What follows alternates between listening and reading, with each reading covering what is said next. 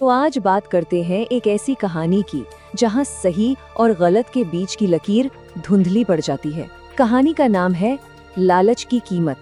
ये कहानी मुंबई की अंधेरी गलियों से शुरू होती है और खत्म होती है एक ऐसे सवाल पर जो पूरे सिस्टम पर ही सवालिया निशान लगा देता है।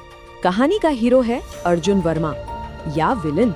देखिए, एक तरफ वो एक ईमानदार पुलिस ऑफिसर था और दूसरी तरफ मुंबई का सबसे बड़ा, सबसे शातिर चोर। एक ही आदमी, दो चेहरे। यही इस कहानी की सबसे बड़ी पहेली है। भाई, आखिर हुआ क्या कि एक हीरो को विलन बनना पड़ा? और हाँ, अर्जुन इस खेल में अकेला नहीं था। उसने बनाई शैडो गैंग। अब ये मत सोचिए कि ये कोई मामूली चोर उचक्कों का गिरोह था। नहीं, ये वो लोग थे जिन्हें उसी सिस्टम ने तोड़ा था जिसकी वो कभी हिफाजत करते थे। मतलब ये गैंग सिर्फ एक गिरोह नहीं, बल्कि एक टूटे हुए सिस्टम का आईना था। तो चलिए कहानी को शुरू से शुरू करते हैं।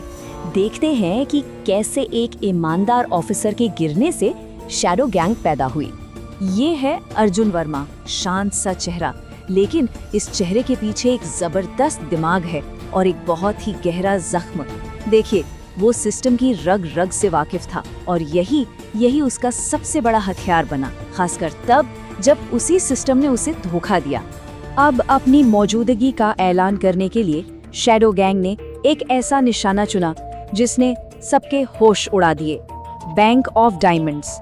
ये मुंबई के इतिहास की सबसे बड़ी, सबसे हिम्मत वाली चोरी होने वाली थी।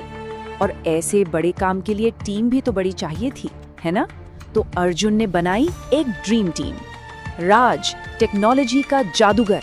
इमरान, जिसके हाथों के आगे दुनिया का कोई भी ताला टिक नहीं सकता था।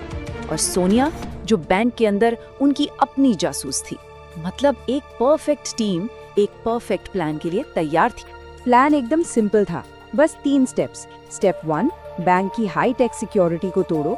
स्टेप 2, तिजोरी तक पहुंचो। और स्टेप 3, बिना कोई निशान छोड़े हवा हो जाओ। और ये सब जानते हैं कितनी देर में? सिर्फ 7 मिनट में। सोचिए जरा, सिर्फ 7 मिनट। ये बताता है कि उनकी प्लानिंग कितनी जबरदस्त थी। जब तक किसी को कुछ समझ आता, खेल खत्म। और नतीजा, करोड़ों के हीरे गायब और पुलिस हाथ मलती रह गई। पूरे शहर में सनसनी फैल गई थी। एक ही रात में शैडो गैंग का नाम सबकी जुबान पर था। पर ये तो बस शुरुआत थी। हीरो के चोरी से ये लोग फेमस तो हो गए, लेकिन उनका अगला कदम कहानी को पूरी तरह से बदलने वाला था। इस बार बात सिर्फ चोरी की नहीं थी। इस बार ये एक किडनैपिंग थी, एक ऐसा अपहरण जो अर्जुन को अंदर तक हिला देने वाला था। उनका अगला टारगेट थी अनाया, एक बहुत बड़े बिजनेसमैन विक्रम मल्होत्रा की बेटी। लेकिन यहाँ एक ट्विस्ट था। मकसद फिरौती का पैसा नहीं था, मकसद था एक राज। अर्जुन को क्या पता था कि जिसे वो कैद कर रहा है वो असल में उसकी आत्मा को आजाद करने वाली है।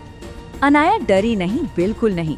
उसने सीधा अर्जुन की आंखों में देखा और कहा, अपराध से पैसा मिल सकता है लेकिन सुकून नहीं। बस ये एक लाइन अर्जुन के दिल में घर कर गई।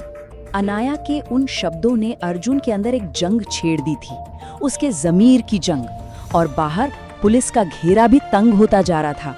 प्रेशर इतना बढ़ गया कि गैंग के अंदर ही दरारें पड़ने लगी थी। और इस केस को लीड कर रहा था ऑफिसर आदित्य राव। पता है कौन? अर्जुन का कभी सबसे अच्छा दोस्त रहा आदित्य। आज वही दोस्त उसका दुश्मन बनकर सामने खड़ा था। अब ये लड़ाई सिर्फ चोर पुलिस की नहीं, 2 दोस्तों की बन चुकी थी। और जैसा अक्सर होता है, जब बाहर से प्रेशर बढ़ता है तो चीजें अंदर से टूट जाती हैं। गैंग में गद्दारी हुई। उनके टेक एक्सपर्ट राज ने पुलिस को उनका ठिकाना बता दिया। बस यहीं से शैडो गैंग के अंत की कहानी शुरू हो गई। और अब कहानी यहाँ पहुंची है अपने क्लाइमैक्स पर। जगह एक पुराना वेयरहाउस। यहीं होना था आखिरी फैसला, यहीं होना था हर गुनाह का हिसाब। उस रात वेयरहाउस में सिर्फ गोलियों की आवाज गूंज रही थी। पुलिस और गैंग के बीच आखिरी जंग, जिसमें इमरान मारा गया, सोनिया पकड़ी गई। और इस सब तबाही के बीच अर्जुन ने अनाया को बचाकर अपने दोस्त दुश्मन आदित्य के सामने सरेंडर कर दिया। कोर्ट में जब अर्जुन से पूछा गया कि उसने ऐसा क्यों किया, तो उसका जवाब बहुत सीधा था। उसने कहा, मैंने कानून तोड़ा क्योंकि कानून ने पहले मुझे तोड़ा। बस इन चंद शब्दों में उसका सारा दर्द, उसकी पूरी कहानी, सब कुछ सिमट गया था। तो आखिर में हुआ क्या? क्या किसी को वो मिला जो उसे चाहिए था? देखते हैं कि इस कहानी के किरदारों के हिस्से क्या आया, गुनाह या सुकून। अर्जुन को जेल हुई, लेकिन सलाखों के पीछे उसे वो सुकून मिला जो करोड़ों के हीरे भी नहीं दे पाए। अनाया ने अपनी जिंदगी लोगों की सेवा में लगा दी। और आदित्य, उसने कसम खाई कि वो सिस्टम को बदल कर रहेगा जिसने उसके दोस्त को अपराधी बना दिया।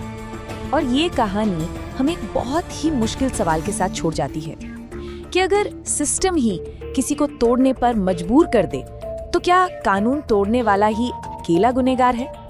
सोचेगा जरूर, क्योंकि इसका जवाब शायद इतना आसान नहीं है।